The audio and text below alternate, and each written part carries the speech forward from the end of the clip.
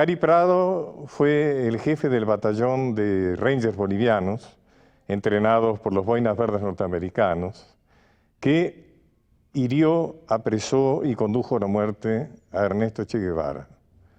Lo entrevisté en México, donde era embajador de la República de Bolivia. Cuando uno está con usted, inevitablemente no deja de recordar que cuando usted era capitán, cuando usted era un militar muy joven del ejército boliviano, fue protagonista de un hecho fundamental como fue la captura de Che Guevara, ¿no? Efectivamente, Valle Grande, de Bolivia, al sur de Bolivia. Me tocó a mí el año 67 comandar una compañía de tropas especiales del ejército boliviano que tenía la misión de encontrar y destruir aquel grupo guerrillero comandado por Ernesto Guevara. Habíamos recibido entrenamiento para la lucha contraguerrillera en contraste con el entrenamiento normal de las tropas del ejército para la guerra regular. Nosotros habíamos sido entrenados específicamente para combatir a esta fuerza guerrillera. Tuvimos un entrenamiento de un poco más de 3 meses y con eso ingresamos a la zona de operaciones ya con esa misión específica. El problema era encontrar... por especialistas en la lucha. Sí, con un destacamento de las Fuerzas Especiales de Estados Unidos.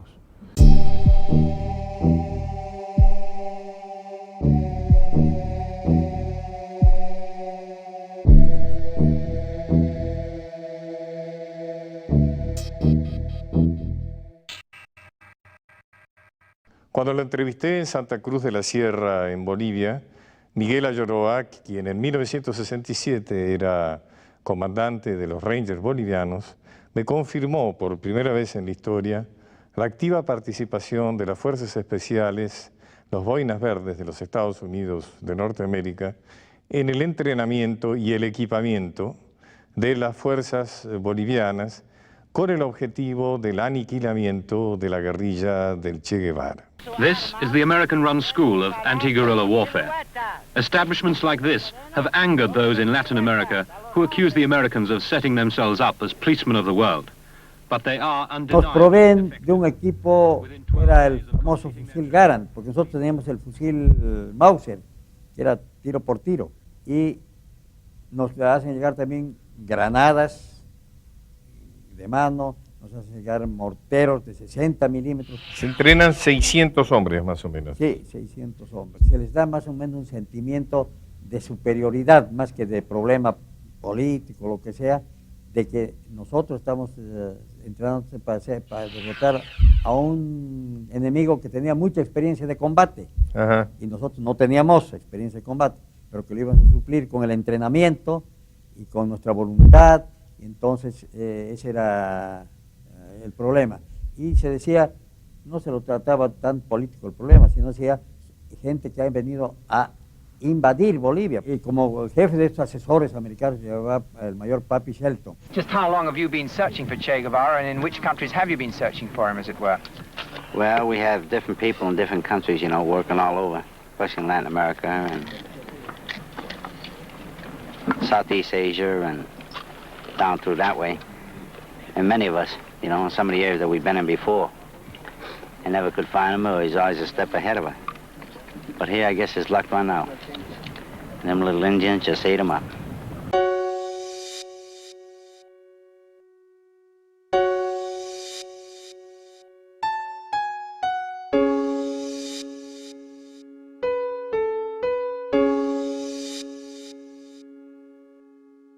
En la madrugada del 8 de octubre, un puesto militar adelantado a la ubicación de mi compañía en el Abra del Picacho y este puesto adelantado en La Higuera, en el caserío de La Higuera, recibió la información de un campesino que durante la noche había visto al grupo guerrillero en el interior de una quebrada de las proximidades, a unos 2 kilómetros de La Higuera. En base a esa información, yo fui con unos 70 hombres a verificar la información y al iniciar el registro de las quebradas, entablamos combate con la guerrilla. Nos estaban esperando, ellos sintieron el movimiento de la tropa y se prepararon y bueno, tuvimos un combate de aproximadamente 5 horas. 5 horas. A lo largo del cual en un momento a las 3 horas de iniciar el combate aproximadamente, cuando ya íbamos cerrando el cerco sobre la quebrada, que fue un barranco. Un barranco. Dos guerrilleros trataron de salir por una pequeña falla, una especie de chimenea que había en una de las paredes del barranco. Y con tan mala suerte que salieron justo donde yo tenía dos soldados ahí precisamente controlando ese lugar. Y fueron capturados prisioneros. Uno era Che Guevara y el otro era Willy, un guerrillero boliviano.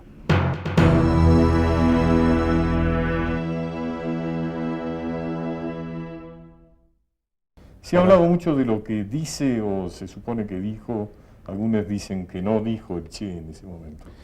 Bueno, hubo dos expresiones muy claras. Una de que aquello había terminado. Me lo dijo a mí cuando luego de capturarlo yo tomaba algunas medidas de seguridad lógicas en el momento. Me dijo, no se preocupe, esto se acabó. No se preocupe, capitán, porque lo oyó que mis soldados me decían, mi capitán, no se preocupe, capitán, esto se acabó. Ahora, algunos que dicen que cuando el Che es aprisionado, dice, no tiren, más les vale conservarme vivo, Sí. soy el Che. Otros dicen que no, No, que es verdad. Willy Cuba el que dice, este es el comandante. No, el que lo dijo fue el Che. No disparen, soy el Che, y más valgo más vivo que muerto.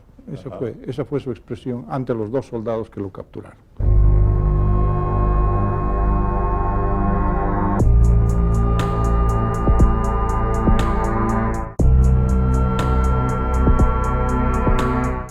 No hubo ningún vejamen a él, en absoluto, no había necesidad de nada de esas cosas. Todavía en la tarde, ya cuando interrumpimos el combate, después de que, bueno, había ya 6 guerrilleros muertos, yo tenía 4 soldados muertos, 4 soldados heridos, etc.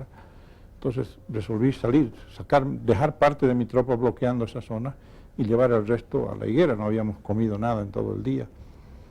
Nos fuimos al caserío de la higuera y el Che fue caminando, apoyado en un soldado al que yo le di para que lo ayude a caminar.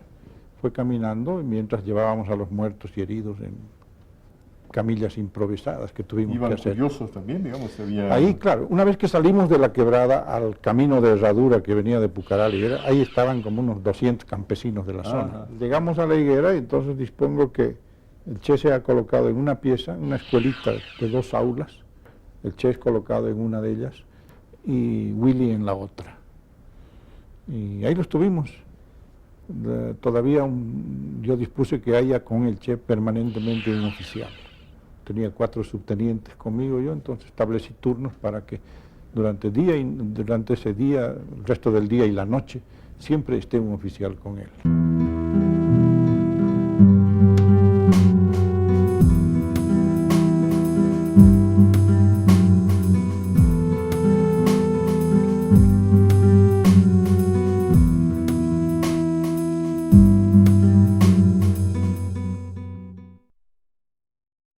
A Yoroa lo encuentro, como le digo, en el camino y le doy el informe y con él seguimos el viaje hasta la higuera y allá nos quedamos los dos analizando la documentación que tenía el Che en su mochila y los otros guerrilleros, todo lo que habíamos capturado para ver para efectos de inteligencia.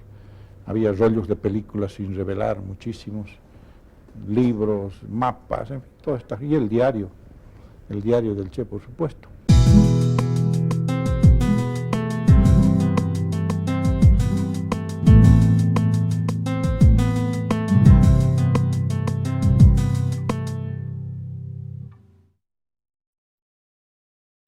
¿Qué pasó luego? ¿Ustedes reportan a sus Bueno, sus nosotros superiores? por radio dimos la información al comando de la división en Valle Grande. Y ahí se viene el Centeno y entonces en la madrugada, a primera luz llega el helicóptero desde Valle Grande con el coronel Centeno y Celich viene en realidad como guía, porque el piloto no conocía la zona. Y entonces Celich, que estaba haciendo caminos con su batallón de ingenieros en esa zona, conocía, bien, digo, yo los guío, y entonces vino en esa condición vino Celich. Y Rodríguez... Y Rodríguez, el agente de la CIA. De la CIA, ¿no? Y llegan los 3, digamos. Llegan los 3. Yo le pregunté al coronel Centeno, ¿para qué lo ha traído? Y entonces dijo, para verificar, para certificar la identificación.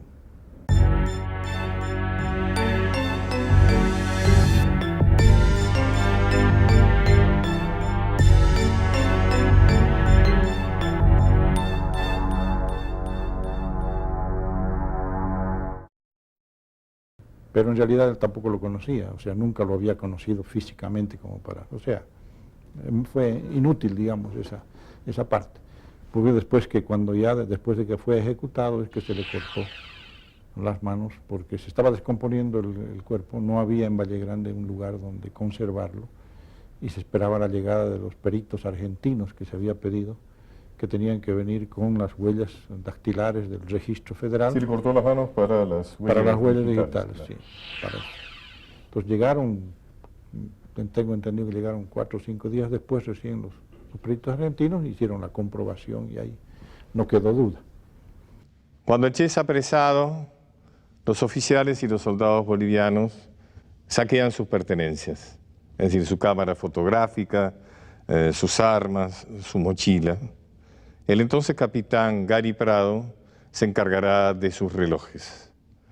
Ante mi pregunta, como veremos, su justificación es indudablemente muy endeble. Me lo entregó él. ¿Se lo entregó él? Resulta que cuando fui a verlo la segunda entrada que hice en la noche, él me dice, capitán, me han quitado 2 relojes que yo tenía. ¿Y quién le ha quitado? Entonces, un soldado. Inmediatamente hice averiguar, o sea, que en el momento que lo estaban conduciendo hacia la higuera, un soldado le había quitado los 2 relojes, porque yo había visto que llevaba 2 relojes Rolex, uno en cada muñeca, pero no se los toqué. Entonces me dijo, bueno, identifiqué al soldado que había sido, lo llamé y le hice devolver los relojes inmediatamente. Entonces ahí estábamos y él me dice, me los va a volver a quitar cualquier momento, ¿por qué no me los guarda usted? Téngalos usted. Le digo, bueno, ¿y cuál es de usted? Porque aquí hay 2. Entonces me dijo, este es mío, y sacó del piso, agarró una piedrecilla, un piso de tierra del aula, y le hizo una X, una parte de la cara interior. Y este otro es de Tuma, me dijo, es decir, uno de los guerrilleros cubanos que murió en una acción anterior. Le dije, muy bien, se los voy a guardar. Y me quedé con esos relojes.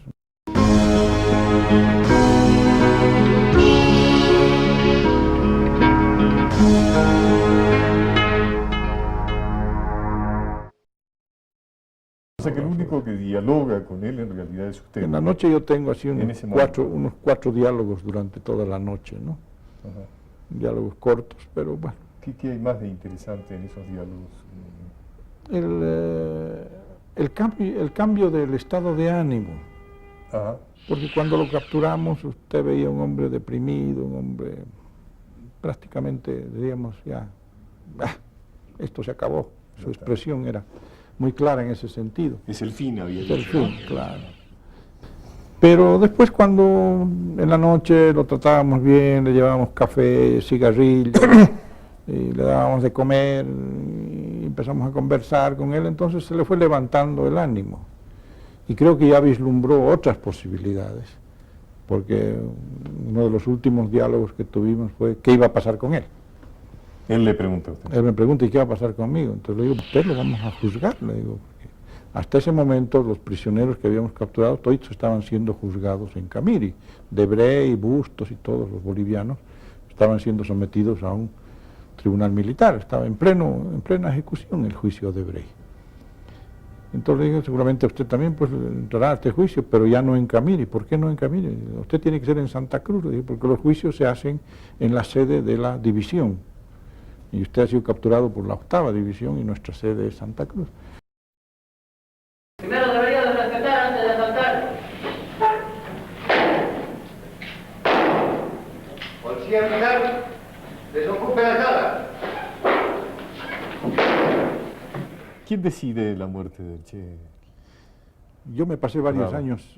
años investigando esto y tuve la fortuna, digamos así, de varios años después, casi 10 años después, reunirme con el general Obando, que era comandante en jefe de las Fuerzas Armadas en aquel momento, en Madrid, el año 76. Y bueno, y ahí le pregunté, yo estaba escribiendo ya esta historia, y claro, quería documentarme. Y el general me explicó cómo se había decidido y quiénes habían decidido. Me dijo que tuvieron una reunión el presidente Barrientos, el propio general Obando y el general Torres, jefe del Estado Mayor de las Fuerzas Armadas, los 3, y analizaron la situación que se presentaba con la captura del Che. El problema fundamental era qué hacer con él.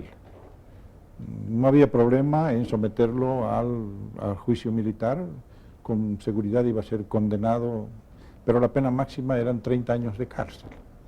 Y se pusieron a pensar, ¿y dónde lo vamos a poner? En Bolivia no había ni buenas cárceles, hasta ahora no hay buenas cárceles. Y era dable esperar algún intento de rescate. Entonces hubiera sido un factor de agitación constante tenerlo preso, hubiera sido ¿no es cierto?, intentos recurrentes, política, propaganda, bueno, un factor de agitación.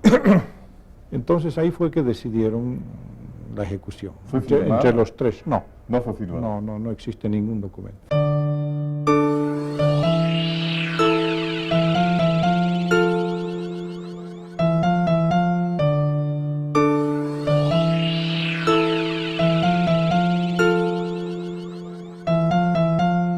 Ahí fue que el coronel Centeno llamó en ese momento a los suboficiales y sargentos que estaban en la higuera. Eran 7, eran 4 suboficiales y 3 sargentos que estaban en la higuera. Él los llamó y los formó así en un semicírculo delante suyo y les explicó que había recibido la instrucción del mando de que los prisioneros deberían ser ejecutados, que por el bien nacional se había tomado esa decisión, y pedía voluntarios. Los 7 suboficiales y sargentos se ofrecieron como voluntarios. El coronel Centeno no los conocía bien, era comandante de la división, eran comandantes o sargentos de un batallón. Entonces él simplemente señaló a 2, a los que él le pareció, dijo usted allá y usted allá. Entonces le tocó al suboficial Mario Terán la pieza donde estaba Che Guevara, y al sargento Huanca, Bernardino Huanca, le tocó la pieza donde estaba Simón Cuba, Willy.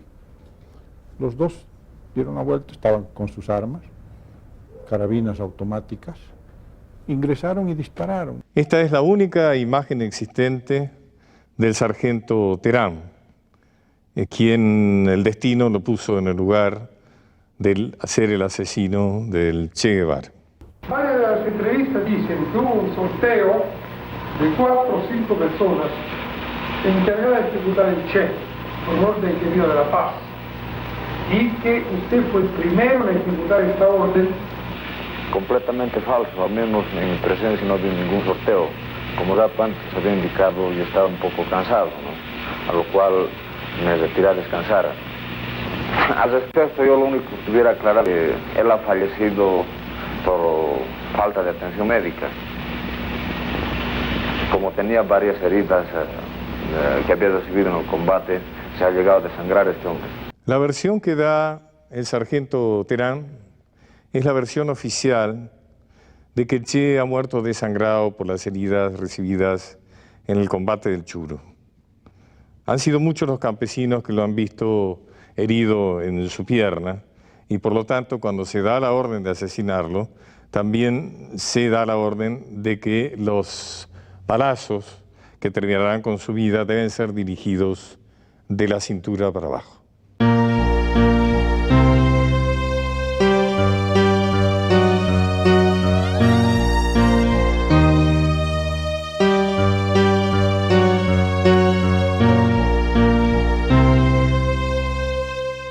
¿Qué pasa después con el cadáver del Che?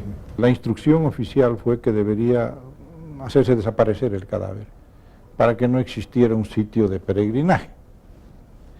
Entonces se instruyó a un oficial que quemara el cadáver. Perdón, ¿usted piensa que fue un error político de Bolivia de matarlo?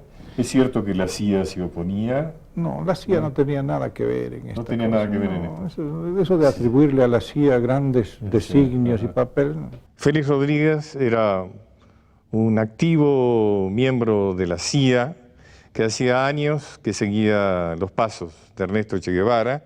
Era un cubano exiliado en los Estados Unidos, y su participación en la muerte del Che, a diferencia de lo que trata de convencernos Gary Prado, fue muy activa, como lo demuestra este fragmento de una entrevista que le hicieron unos documentalistas suecos.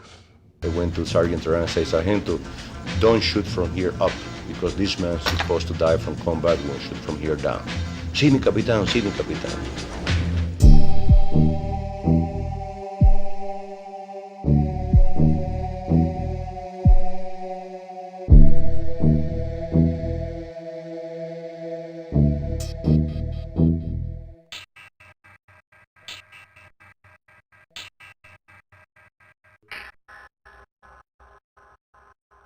Gary Prado, durante mi entrevista, manifestó no haber participado directamente del desenlace de la muerte del Che. Sin embargo, Urbano, un hombre de guerra de Leonardo Tamayo, uno de los 3 sobrevivientes cubanos de la experiencia boliviana, a quien entrevisté en La Habana, no opina lo mismo. Aunque Gary Prado dice que no tiene nada que ver con la muerte del Che, sí tiene que ver. Porque él es el oficial de más alto grado que queda, de grado militar, que queda al frente de eso. Y le entregan al Che. Conjuntamente, después que se toma la decisión del asesinato, de matarlo, bueno, Gary Prado que queda al frente de eso. Y Rodríguez, esta gente de la CIA, son los 2 responsables del asesinato. La información que nosotros tenemos es que ellos designan a un suboficial para que lo mate. Mario Terán, ¿no? Sí, Mario Terán. Pero entró varias veces y dijo, no, yo no lo mato. No obstante, a que el Che lo animaba, le daba ánimo, mátame, tú eres militar, los militares cumplen orden, tu deber es matarme. Soy solo un hombre. Sí, soy solo un hombre, o sea. Y salía diciendo, no, yo no lo mato. Hasta que no le dieron, o sea, le dieron después un poco de bebida alcohólica y después de estar en estado de embriaguez, entra 3 veces y sale diciendo, no, yo no lo mato. Hasta que a la 4ª vez,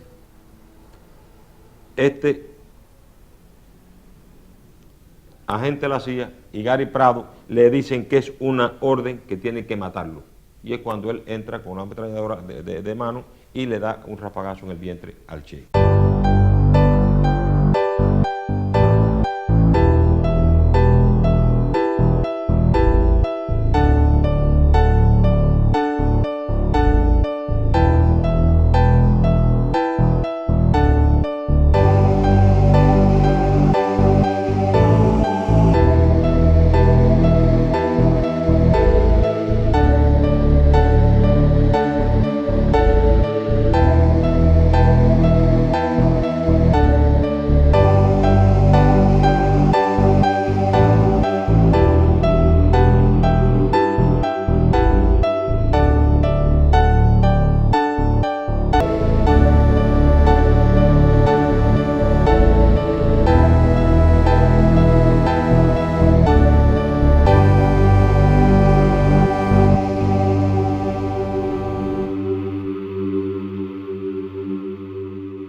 General, ¿usted siente que el destino ha sido con usted generoso o no cuando lo puso ahí ese día en Valle Grande, en esa quebrada del Yudo, frente a ese guerrillero derrotado que resultó ser el Che? Entre nos, le digo, yo he hecho cosas más importantes en mi vida que aquella. Quizás Judas también pensó que había hecho cosas más importantes en su vida.